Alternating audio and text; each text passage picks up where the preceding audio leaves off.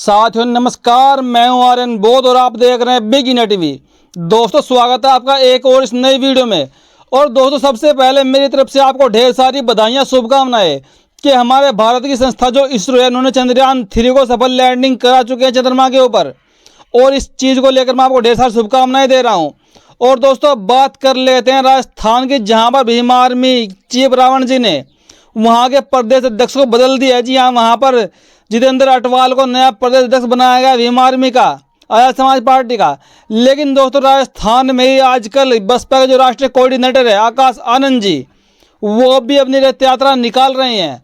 और कहीं ना कहीं पूरी कोशिश की जा रही है कि इस बार राजस्थान के अंदर जो विधानसभा का चुनाव होने वाला है वहाँ पर सफल रहे चुनाव की जो तैयारियाँ हैं बसपा की।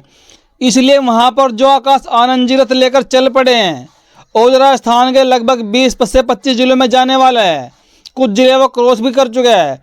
तो वहाँ पर बसपा का जनाधार बढ़ाने के लिए आकाश आनंद जी लगातार यात्राएं कर रही हैं, सभाएं कर रही हैं, लोगों को मोटिवेट कर रहे हैं, माताएं बहनें उनकी रैलियों में जुट रही हैं।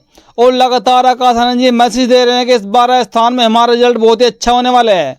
लेकिन वहीं पर दोस्तों भीम आर्मी जो चंद्रशेखर आज़ाद है, उन्होंने इस चीज़ को देखते हुए कि बसपा का जनाधार यहाँ पर बढ़ता जा रहा है, तो उन्होंने भी कहीं ना कहीं अपनी रणनीति बदली है। और रणनीति बदलने के माध्यम से उन्होंने वहाँ के जो प्रदेश अध्यक्ष थे उनको वहाँ से हटाकर वहाँ पर नए प्रदेश अध्यक्ष को लगा दिया। जी हाँ, जिनका नाम है जितेंद्र अटवाल। जितेंद्र अटवाल जी पहले भी भीम आर्मी के कई पदों पर रह चुके हैं, मुख्य पदों पर। लेकिन अब उनको वहाँ पर राजस्थान का प्रदेश अध्यक्ष बना दिया गया है। वो जयपुर के रहने वाले हैं।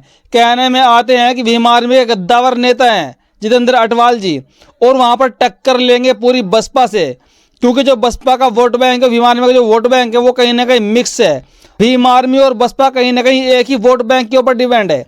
इस बार देखना ये होगा, क्योंकि आपने देखा राजस्थान के अंदर चंद्रशेखर आज़ाद की भी रैली बहुत सफल रही है।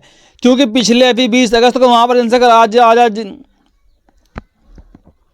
क्योंकि आपने देखा 20 अगस्त को होने वाली रैली जो चंद्रशेखर आज़ाद जी की थी भीम आर्मी की, बहुत कहीं ना कहीं सफल रही है। और उन्होंने उस रैली में वहाँ के अशोक गहलोत सरकार पर जमकर हमला बोला है।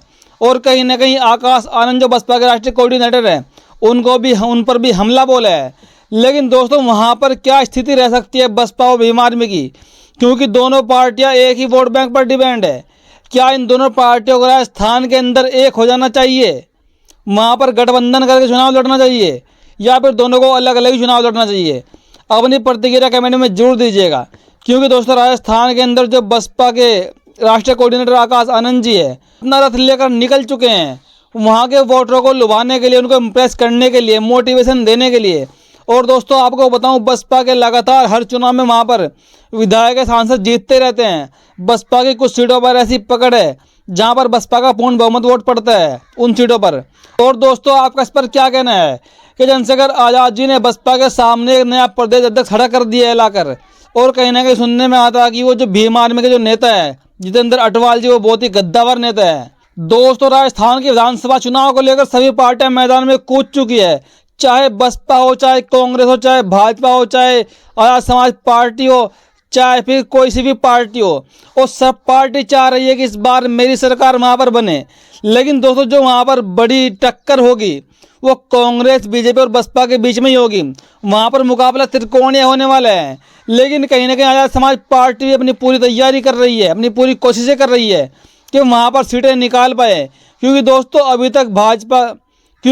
अभी तक जितने भी चुनाव हुए हैं जो आजाद समाज पार्टी ने लड़े हैं, उनको अभी तक एक भी विधायक, एक भी सांसद की सीट नहीं मिल पाई है।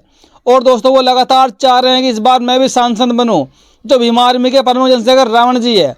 और कहीं ना कहीं आपने देखा भी होगा दिल्ली के अंदर जब इन्होंने 21 तारीख को एक सम्मेलन किया था, एक धरना दिया था, जो इनके ऊपर फायरिंग की गई थी उस मामले में लेकर के इनको ज़्यादा सिक्योरिटी मिले, तो वहाँ पर आरएलडी के जो नेता थे प्रमुख जयंत चौधरी जी, उन्होंने साफ साफ कहा था इनके मंच से कि इस बार हम चंद्रशेखर रावण जी को सांसद बनाएंगे और चंद्रशेखर रावण जी हमारे आरएलडी के टिकट पर चुनाव लड़ेंगे। दोस्तों ये बात कहाँ तक सत्य होने वाली है, इस पर भी पर्दा जल्दी उठने वाला है। क्योंकि अब चुनाव बहुत ही करीब है, 2024 का लोकसभा चुनाव भी करीब है और 4 राज्यों के विधानसभा चुनाव भी करीब ही हैं। हालांकि 2-3 महीनों में चुनाव होने वाले हैं। लेकिन दोस्तों तेलंगाना के अंदर बसपा की पकड़ काफ़ी मजबूत नजर आ रही है।